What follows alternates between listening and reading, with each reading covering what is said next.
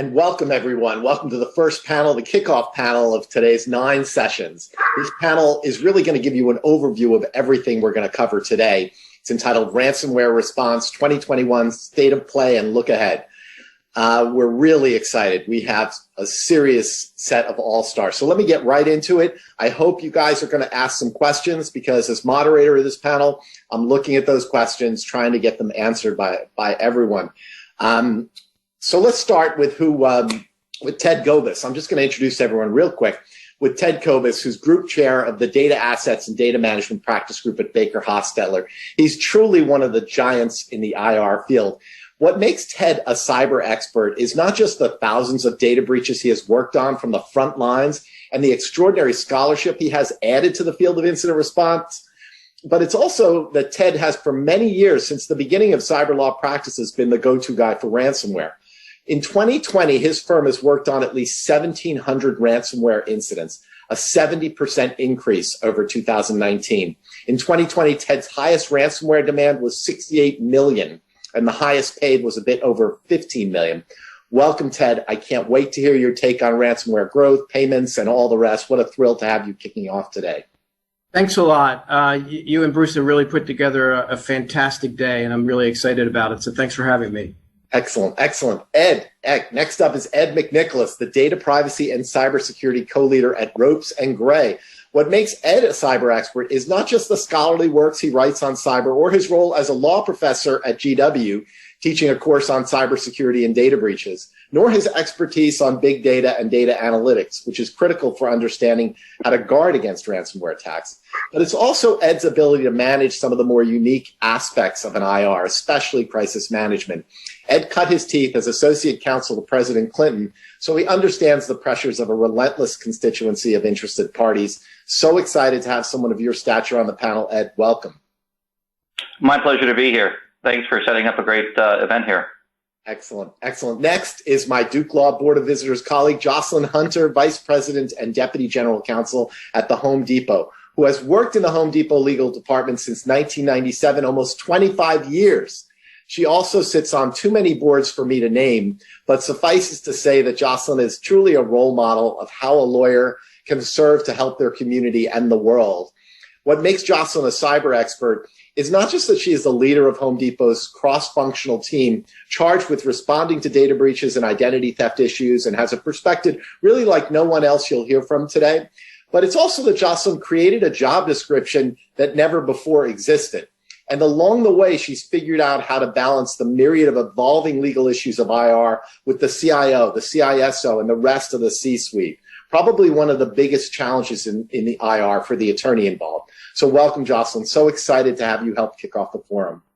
I'm excited to be here. Thank you so much. And I can't wait to chat with this panel and provide some information to the group. Excellent, excellent. And next, finally, we have James Perry. He's a Senior Director of Incident Response at CrowdStrike, working at the forefront of IR. What makes James a cyber expert is not just that he's part of the senior leadership and early group at CrowdStrike. I think when he started at CrowdStrike, there were 100 employees. I remember when CrowdStrike started, there were just 4 employees. Now there are 2,000. And last I checked, CrowdStrike enjoys a $47 billion market cap and is in the news every day about their incident response. Just truly remarkable what CrowdStrike has done for our industry. But it's also that James happens to be an extraordinarily experienced technologist and engineer whose practice spreads all over the world, and he's helped develop what it means to be a real threat hunter during a data security incident. And he leads the kind of life that would probably make a great Tarantino character. So welcome, James. Thank you, John. Happy to be here, and thank you to you and Bruce for putting together this today's event. All right. So, well, thank you, James. So let's get started right away. How did ransomware get to be so pervasive so quickly? And how bad are things right now? Are things going to get worse? What should we expect in 2021? I'll start with Ted. What do you think? Wow. We could spend 50 minutes on this. I'll start with why do I think it got bad so quickly? Is because people figured out, the threat actors figured out that they could actually get a lot of money very quickly. And, you know, when we take a look at a few years ago, when the ransoms were equivalent of $7,500, $10,000, I think one year our average ransomware paid was $27,000. It was a nuisance. It was a pain. But when the ransoms started increasing and people were actually paying them, that's when I think the threat actors really took notice, and they said, wow, we can disrupt someone's business. We could make some money really quickly. And it's going to be better than selling a bunch of Social Security numbers on the black market. I think we should figure out how to exploit this. And I think that's why we are where we are right now. What about you, Ed? What do you think? Where are you looking at for 2021? Because I agree. I think these guys just figured out that rather than sell the stuff, let's just throw some paint on it and sell the turpentine. Yeah. Well, and I think part of it is that they've gone to a franchise model. It's become a ransomware as a service kind of situation in which you can buy components. You don't have to be smart enough to set the whole thing up yourself. You can buy pieces of it from other actors. And so we have that piece of it. There's also a moral hazard issue here in that as more people have gotten insurance to pay for it, they become more willing to pay for it. And so the economics of this, in my cybersecurity class, I kind of draw it all out, but they're ugly economics in which you've got a higher supply, you've got a collective action problem, a free rider problem. You know, it was great as long as no one paid, but then once people started paying, then everyone else felt the need to pay. And we've had a shift in the ability to do this on a franchise basis. It is a very nasty scenario, which only points towards an increase of it until some clever technologists come up with ways of shutting this down. You know, it's interesting. When COVID hit, one of the things that we all learned, whether you were in a law firm or a consultant or a business, you needed to pivot very quickly with respect to how you conducted business. Threat actors learned how to pivot a long time ago, right? And what they figured out was, well, we're not making a ton of money selling Social Security numbers or payment card numbers. Let's move to disrupting business operations. Okay, people have backups and they're going to be able to restore and they don't need the decryption key and maybe they're not going to pay. Let's start stealing information from them as well, so then we can extort money from them. Let's make it more complicated to decrypt the information so that they come back to us and we have an opportunity to re-extort them.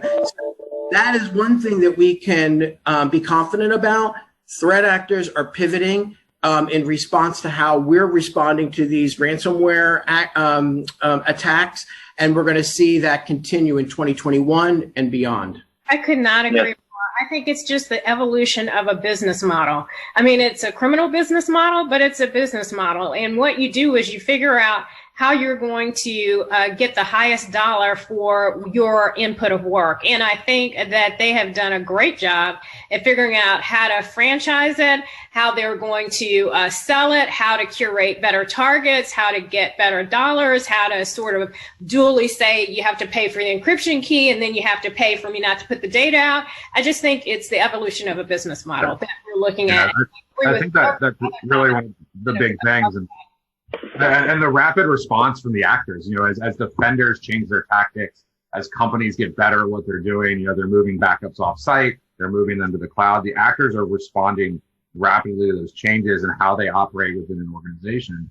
They're also tracking security researchers very closely. We saw an article just a few days ago of a security firm that published they could decrypt one of the variants of ransomware. That actor quickly put out a press release on their website and said, the dark side operator said, hey, you know what? We fixed that problem. You're no longer going to be able to use that decryption. So they're following security researchers. They're evolving rapidly. And, you know, we really come down to the barrier of entry for these actors is basically nothing. You can buy the access, you know, from the person who deploys the phishing emails and gains initial access to an organization. Someone can buy that. They use that access and then they go to that ransomware as a service and they buy the ransomware. So these actors who used to have to be technically competent, they used to have to understand the full scope of an intrusion. all they have to do is go on the dark web and buy the tools that they need now. It's like going to the supermarket and getting all the ingredients you need for a recipe. But instead of now having to cook the recipe, you go buy the pre-made mashed potatoes. That's basically the equivalent of it at this point. But James, is there a technological silver bullet? We all know cybersecurity is an oxymoron, and there's no such thing as perfect security. But what do you tell your clients when they're looking at your $47 billion market cap CrowdStrike and saying, find me a solution so this doesn't happen to me? Yeah, there's no silver bullet, but there's good pieces in there that can help you. I mean, it all starts with cyber hygiene. It's not even a tool or a solution that can do that. You have to be good around your credentials, around where your backups are. But we always talk about visibility as king. You have to understand what's going on in your environment. And COVID is a good example of how that visibility has changed. You no longer can just watch your network. You don't know where your employees are. Their laptop is probably never in the office. They're working from anywhere. You have to get that visibility down to your endpoints. Help understand, is there a phishing? Did they click on a phishing email? Is there malware on that one person's laptop? And you have to change how you respond. Many organizations used to have response plans that say, if they think it's a targeted attack, if it's a nation state attack, here's your metrics. You have to respond super fast to that. Oh, but if it's commodity banking malware, that goes in this queue over here. And you have 72 hours for, the SOC to respond to that. And the model has changed. You have to respond to what people used to refer to as commodity banking malware just as fast as you would if it's a nation state. These actors, and we have seen it in our cases where phishing email to initial access to a single box to full exploitation of the domain to deployment of ransomware, and as short as 6 hours. Like, if you don't have an organization with the visibility to respond super fast, you're at extreme risk. And there's not necessarily one tool or solution that can do that. It's a combination of, visibility, people to respond to that visibility, and then a general hygiene around your network where, a single laptop can't get to a domain controller and escalate privileges, in 6 hours. That's one of the biggest challenges now is you have to be fast. You have to be efficient in how you respond to even what used to be considered a minor security incident. Yeah. No, I see that. And here we have our first question, which is sort of goes back to what Ed was saying. Is there any chance that there will be either legislation or regulation, perhaps by departments of insurance around ransomware? Kidnap ransomware insurance is illegal in some countries. Will ransomware go in that direction? So that's looking for the legislative fix. Any chance of that? Well, that would be interesting if they did not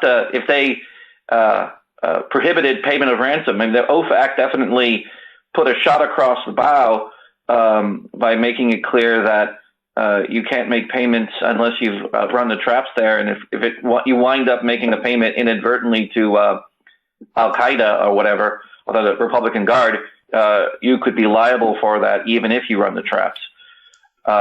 It would be interesting if we solved the collective action problem by making it illegal to pay the ransom. That would destroy the market. It would be a nice fix. It could also destroy the economy too. I mean, we're having enough problems with. In all seriousness, you shut down some of these large businesses that consumers depend upon, governments depend upon, and you don't give them an opportunity to get back up and running. Let's see how the world functions then. And I think that's one of the reasons why we all know the reality. Yeah. We all play a part in this, whether it's from, catching the bad guys and prosecuting them, or putting proper cybersecurity in place, or getting your response plans in place so that you can actually respond to these.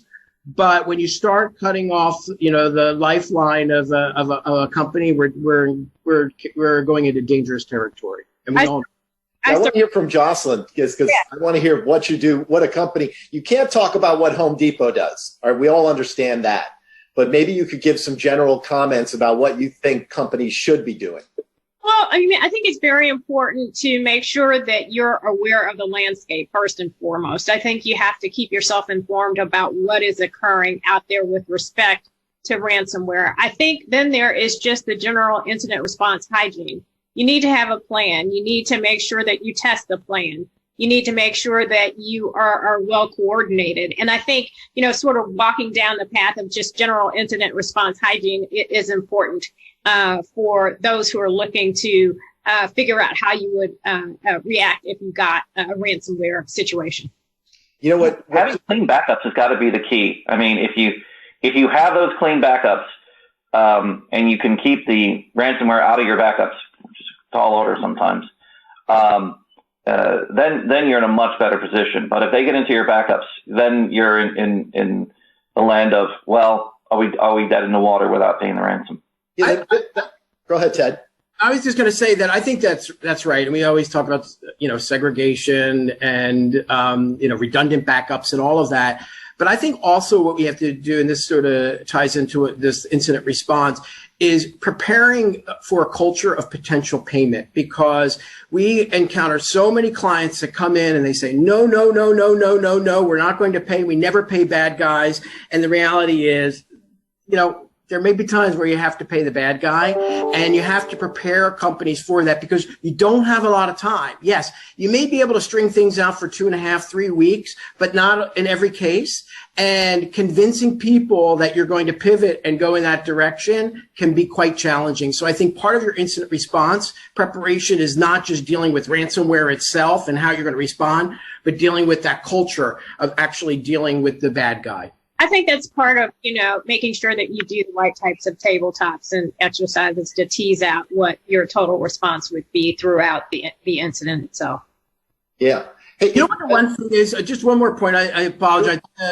What I think is interesting, companies have done, and Jocelyn, you probably can attest to this, have done such a great job with business continuity and disaster recovery. Right. Done. But the problem is they're not tying it to their incident response. And I've done tabletops where I've actually gone in to a company and we said, okay, ransomware attack, phone lines are down. And they come up with this complicated approach that they're going to deal with the call center being down. And I'm like, wait a minute, does your call center ever go down regularly? They're like, oh my God, more than we'd like it to go down. We're like, well, what happens? They said, we do these 3 steps and then we move on and everything's fine. I'm like, well, why aren't we doing the 3 steps for ransomware, right?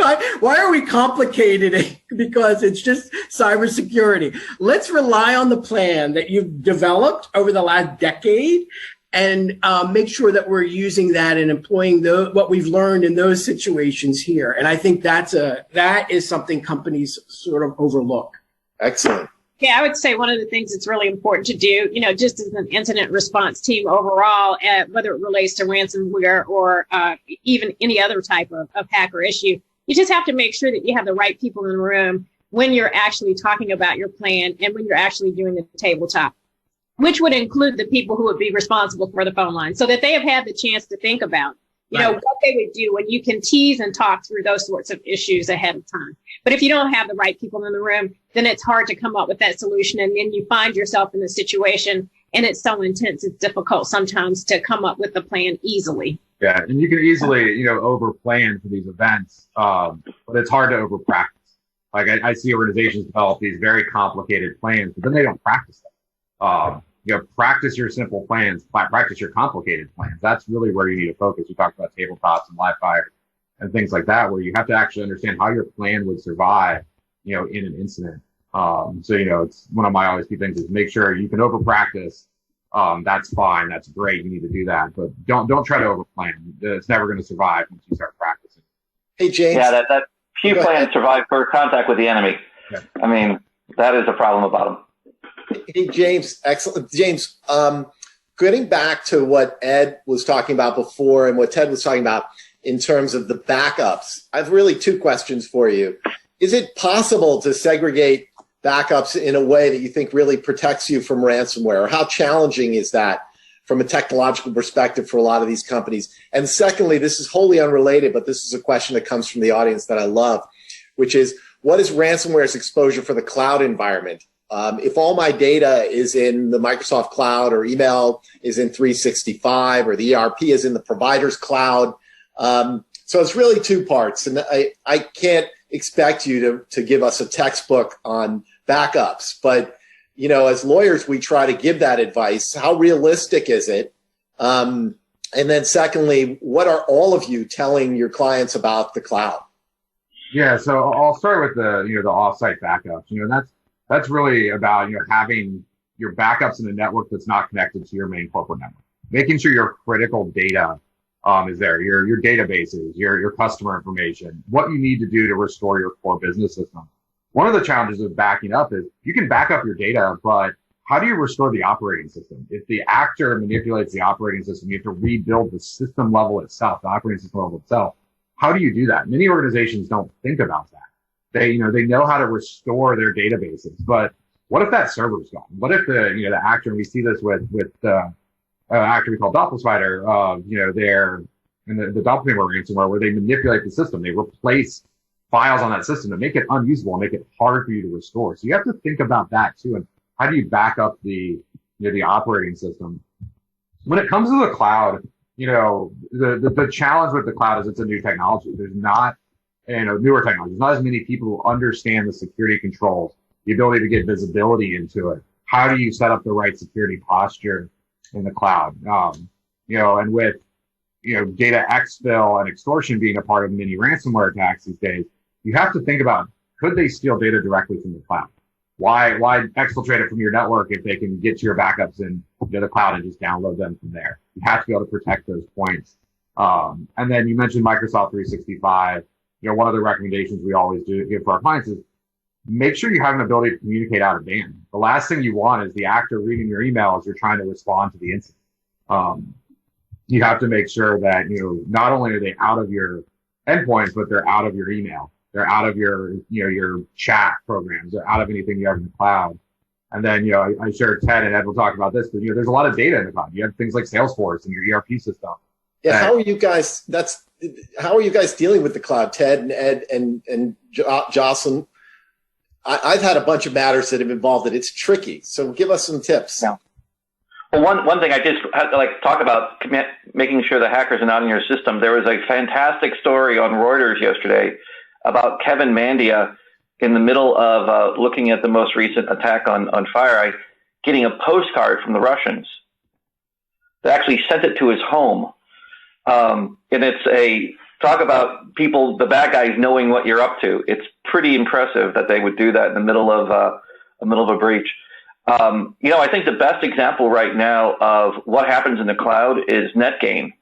The NetGain compromise was a ransomware attack. It hit a bunch of companies.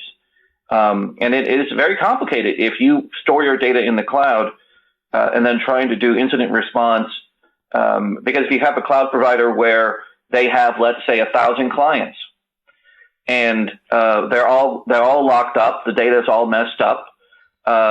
Getting the data back from them and getting it sorted is not something you can do in 72 hours. And it is the cloud really magnifies these problems because then you have the incident response not really being run by the company, but being run by your vendor. And because they have a whole bunch of clients, they can't let any one client run the incident response. It makes for a very complicated scenario. So I think it's important if you have any leverage in your cloud vendor, and sometimes you don't if you're using one of the big guys, but if you have any leverage in that, getting some ability to have eyes into their incident response in the contract. Yeah, I think that,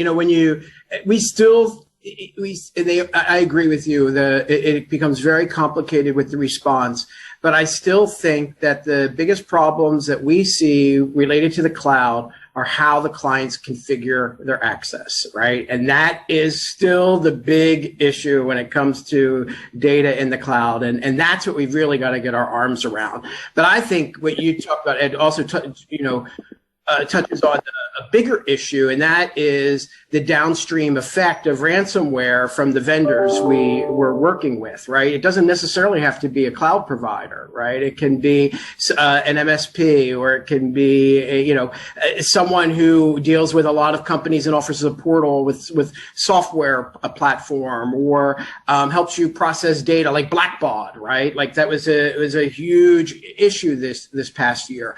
And I think that complicates our response, but I think that is probably even a bigger issue than what we're seeing with the cloud. Jocelyn, did you have any thoughts on that in terms of how you can work with cloud providers and how you can prepare for this kind of thing? Well, I agree with what with both what Ed and Ted said. I mean, it's just difficult. I mean, you're going to try to make sure you have the right contractual language. You're going to try to see if you have any ability to influence, how they are running the incident response team. But it's going to be sort of case by case, and you're just going to have to work your way through it. There is no sort of simple bullet that is going to make it less complicated. And having any third party involved in your breach is just going to ratchet up the complication tremendously. And it's going to take a lot of the ability for you to control how the incident response is going to play out and how you're going to be able to, get your data back and get your self back online and all of these things. It's hugely difficult, not just with ransomware, but third parties it's just another level of complexity. Along those lines, Jocelyn, you've got tremendous perspective. So you have CrowdStrike here. You've got two of the best law firms in the business here. When you watch your outside firms dealing with your CISO, your CIO, your C-suite, what do you see, and this could apply to other things than incident response, what do you see as the most successful strategies? What has made you successful in working with all these different dynamics? Because when you think about the cloud, again, that's a different dynamic because they write these contracts. You don't have as much leverage as you want. Again, you're in a situation, you're dealing with really extremely successful executives, and you're trying to tell them what to do. And it might not be the best business advice, but it's the best legal advice. What are the best ways what are the ways that you've seen lawyers and consultants succeed, and what are the ways you've seen them fail? I think one of the main things that is important to be able to do is to be able to translate the technical expertise you have into the language of people who do not have that same level of technical expertise, and give them the confidence in your abilities and your knowledge base. And I think it's also important to make sure that that the audience that you're speaking to understands that you understand what their concerns are, and that you have fully baked in their concerns into your advice, even if your advice ultimately isn't something that is palatable. It is important that the audience understand that you fully understand what the business imperatives are and what the challenges are, and that you've baked all of that fully into your advice. And that yet and still, if you have to come up with something that is not as business friendly as a piece of advice, they want to know that it's all been considered and that the people are knowledgeable and competent and speak the language of the business and not just the language of the technology. I think that's hugely important. If we don't understand your business, we can't help you weigh the risk. Absolutely. That's what I always say about lawyers. I mean, if you can't understand the business and if you can't talk to the business, then you're going to have no credibility, and you're going to have a hard time being successful. We talked a little about backups, and one of the questions from the audience actually comes from Jennifer Beckett, who has her own incident response law firm. She says, backups are great, but that doesn't always solve the problem of whether to pay when there's also a threat of data shaming. Exactly. What do you got? How do you handle that? And maybe you want to explain what data shaming is. The question of data shaming is whether some of the actors will leak some files onto the web and make it clear that they have been able to exfiltrate data. And this is really the evolution of ransomware, where it used to be, they've now moved into exfiltration and having these sites where they will put it out. And part of the response to that has got to be a more vigorous effort to shut down that economy so that people cannot be running this a black market of information. But that's going to take some international cooperation, because a lot of that data shaming is not happening in Ohio, shall we say. But if we have that international cooperation, we can help that market. It is very complicated. If Ted talked about a culture of payment. If we have a culture of payment, it gets worse for all of us. But who's going to be willing to sacrifice their clients to do that? I mean, I'm willing to sacrifice a couple of Ted's clients to protect mine, but I don't know that he would go along with that. Look, I think that, when we talk about this whole thing around payment because data has been exfiltrated, We got to realize that this is evolving very quickly, right? In the days where it was a few $1,000s to stop someone from posting information, I mean, come on, we're not gonna pay it, and then we're gonna have to go out and tell people we were too cheap not to pay a couple $1,000 not to have your information posted. Look, how it changes legal liability, that's another issue. I'm not even going to say it's going to change legal liability, but from a relationship standpoint with your customers, when you start having HR information of a few thousand people, and I'm not trying to minimize this, but when you have a few thousand people's HR information and the threat actor wants $10 million for that, is it really worth it to pay that? And I think that more companies are saying it's not worth that much money, right? So what we're seeing, though, is the threat actors once again pivoting and saying, okay, HR information's not exciting you as much as it used to, but these NDAs that you have in place are going to excite you, and the contract, right? The contract you have with the FBI and this project that you were working on. Yep. You think they're going to be interested in us exposing that? And they know now that if they take the time and find the right information, because there is always the right information, and it changes for each company, and it could be just the emails from a CEO that he or she does not want to have exposed.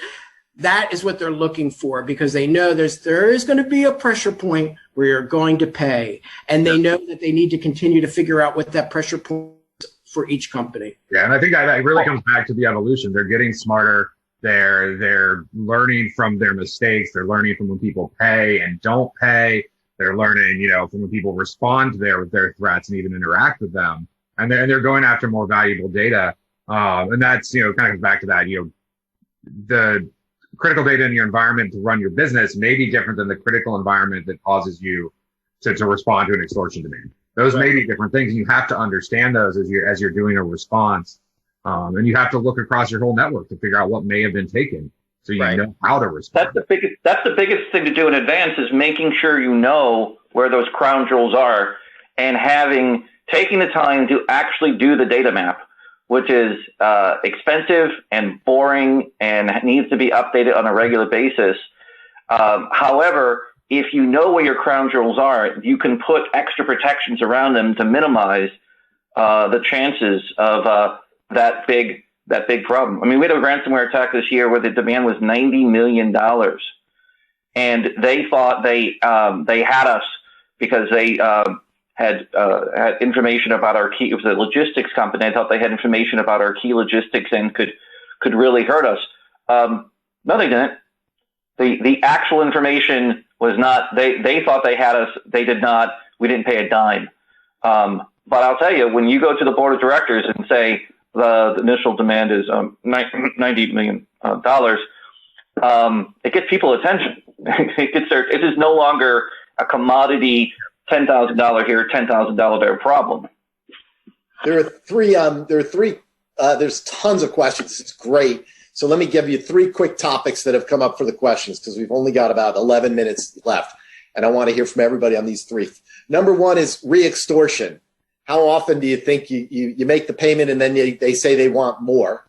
Okay. Number two is internally. James, I'm sure when you go in here, you're going to look holistically. Is there somebody internally causing this ransomware? And number three, how much has the risk increased? And the next panel is going to cover this much more in depth. Has the risk increased that you'll go to jail if you make this payment? So re-extortion, internal threats, and making the payment. Let's see if we can get those topics in. So everyone try to be brief. Let's hear what everyone has to say on these three great questions from different people. I think re-extortion is something that you definitely need to be thinking about when you're making the payment. I mean, there's definitely a chance that, they are still in your system, or they've got some backdoor to your system. And if you don't know that is closed down, then you could be subject to a re-extortion. Another thing that you might do is you might involve law enforcement. They might know that this particular entity is an entity that does re-extortion, but, that's sort of my quick answer. I agree. And I think that, when you're talking to your vendors, when you're going through ransomware, ask them what their experience is with that ransomware variant. It is extremely important. So we're seeing now Ragnarok and SecMet and some rogue maze groups that are re-extorting. And if you don't go in knowing that, then you're like you said, Jocelyn, you're setting yourself up for a situation that's going to be unexpected and it's going to make people very nervous. When you expect it and you plan for it, the outcome is a lot different. Yeah, it is. I agree. It's all about reputation and knowing what threat actor you're dealing with. We have seen now that some of these guys want to maintain their reputation and cheat. And so they don't re-extort you themselves, but they sell it to a buddy who comes in and tries to re-extort you. Amazing, these thieves would cheat. Yeah. I think that's the biggest thing around re-extortion is you less have to worry about the organization that's extorting you right now, but they got access somehow. Did someone sell them that access? Did they sell it to somebody else? There's dozens, if not more, ransomware actor groups. And then when you talk about ransomware as a service, there's subgroups inside of there. They don't care that somebody else deployed ransomware in your environment last week. This isn't like a nation state that may be deconflicting at a national level whether they're going to attack you. These are, dispersed groups that literally just don't care. Like if someone ransomed you last week, they may come in and ransom you this week. Another group may try to do it next week. So you have to think about that in terms of the re-extortion world is somebody else. If there was a vulnerability that let one group in, could that vulnerability let another group in? How secure is your network going forward? Because the last thing you want to do 3 weeks after handling one ransomware incident is handling another ransomware incident. Excellent. Okay, well, what about the insider threat? I'll start, Jocelyn. You work at this giant company. Again, you can't speak directly to what your company does, but can you tell us generally what you think about the insider threat and whether sometimes, how does an outside lawyer or outside consultant look at these things holistically?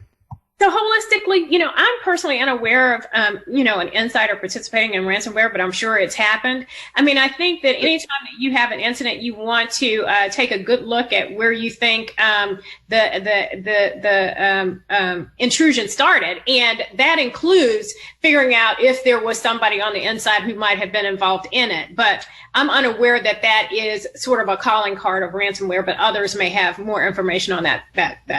I think negligence is the biggest insider threat that we have. It's actually executing these cyber attacks. In fact, it drives me crazy when we have the client that says it's definitely someone inside because that's the only way they'd be able to get in. And we spend 2 weeks going down this rabbit hole where we're like, no, it's not, because you can easily spot these insider threats when they occur. There's certain tips that just from experience where you're like, this is someone on the inside, and it's very, very few instances where this occurs. So we got to get off of that and recognize we're just kind of doing a crappy job sometimes when it comes to cybersecurity, and they're able to get in. Yeah, negligence over intentionality is there. I have seen a couple times where there were insiders, but it looks differently when they deploy the ransomware when the Russians or whoever deploy the ransomware. It has a much different feel to it, and you can spot those pretty quickly. Yeah, and I think when it comes to insider threats, it's the unintentional insider, it's the configuration changes that allowed it. But there was an arrest made in August of this year where allegedly actors attempted to bribe an employee of Tesla to deploy, manually deploy ransomware into the Gigafactory. There was an actual indictment of people who attempted to pay an insider. So it wasn't necessarily that person was malicious, but people tried to exploit that angle of we can't get in from the outside through technology, so let's find a person who can go in and deploy that. So would that be an insider threat or just, an unintentional insider or intentional insider? I'm not sure how you would describe that, but you have to think about, protecting the inside of your network. If you do that, you protect from both insiders and those who get in from the outside. Because once you're in a network, they kind of look the same. They're using legitimate credentials. They're using, systems in your environment. So you have to think about, is this the employee or is this just the credentials of that employee being used? And I think too many companies jump right to the insider threat angle very quickly because they want to think that they're secure, and that's the only way to get in, as Ted said. You know what? Let's skip that third question about OFAC since the next panel is going to hit it really hard. I won't put you guys to the test because this big question about whether this year is going to be transformative in that making these payments is going to somehow to a potential terrorist. Let's leave that one out. And let's get to these last couple of questions. There have been some great questions here, and I just want to tell the panel you're going to get all these questions so you can reach out to these people yourselves if you're inclined. The last thing I want to leave, someone asked this question, which I think is great, is what makes you a good target? And then I'd like to hear from the panel right before we end, just how bad is this going to get? Why don't we just go to that? How bad is this going to get? Because I think Bruce is here to tell us we have about 1 minute left. So tell me in 30 seconds each how bad this is going to get. I think it's going to get pretty bad. I think the incentives are for the trajectory to continue to climb. Yeah, I think it's going to get bad just because I think volume is going to continue to increase. I also think, and I know we're not talking about the OFAC advisory, but I think even with we're going to see requirements from insurance carriers. We're going to see requirements from banks who are going to allow the payment to leave the bank so that they can facilitate the ransom payment. I think bloggers who are putting out speculative articles around connections to organizations are going to complicate things. I think because field agents and the FBI, are handling certain types of ransomware, and they're more connected than they were in the past, but maybe not still as connected, depending on who you talk to, may not give you the assurance you need. It's going to be messy, and we're going to have to be able to navigate this. And that's the way I think it's just going to be a little bit more complex than in the past. My sense is that it's going to be messy for a bit because there's a lot of trends that have been highlighted that are huge challenges. But in the long run, we can solve this. What we need is concerted federal leadership. We need organization of cybersecurity resources at the federal level to go after prosecution, to make an alliance with the insurance companies, and to break the culture of payment. We have to stand together, and we can break the culture of payment. But until we break that culture, it's going to get worse because we're just feeding the beast that's attacking us. Yeah. And I think, one of the key things is the economics behind it. That's always going to drive this. As long as there's that economic incentive for these actors to come after you, it makes everyone a target. Organizations don't understand it. If you are a business, you are a target of ransomware. Done deal. No matter your size, no matter your scope, no matter what you do you are a target of ransomware.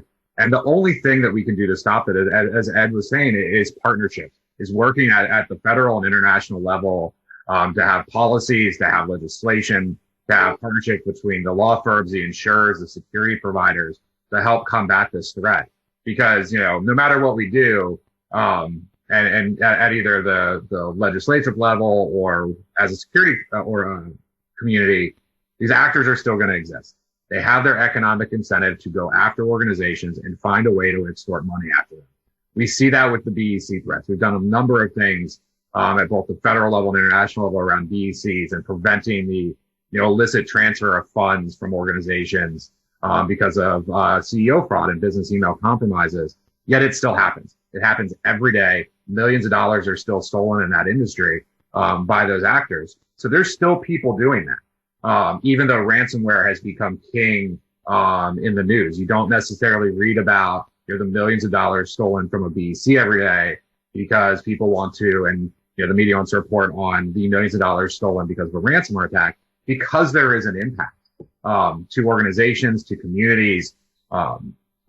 And, until we start, working together to stop this, we're still going to have that impact.